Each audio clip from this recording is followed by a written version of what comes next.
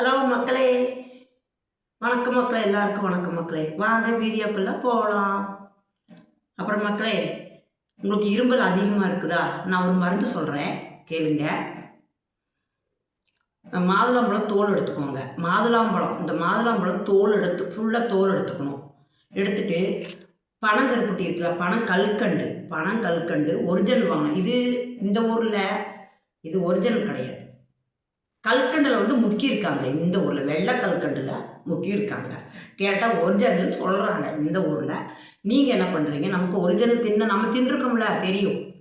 Original கல்கண்டு வாங்கி நல்லா இந்த மாதுளம்பழம் தோல், இந்த கல்கண்டு, வெண்ணெய் கொஞ்சம் உள்ளே போட்டுக்கோங்க. வெண்ணெய் நல்லா கொதிக்க வச்சு நல்லா வற்ற வச்சுருங்க. கொதிக்க வச்சு ஒரு அரை கிளாஸ் எடுத்து, இரும்பல் அதிகமாக குழந்தைகளுக்கு, வயசானவங்களுக்கு எல்லாத்துக்கும் கொடுக்கலாம். வெறும் வயிற்றில் ஒரு 3 நாளைக்கு கொடுங்க மக்களே.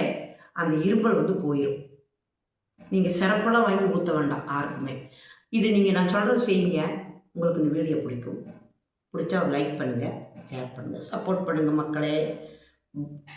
ஃபன் பண்ணுங்கள்.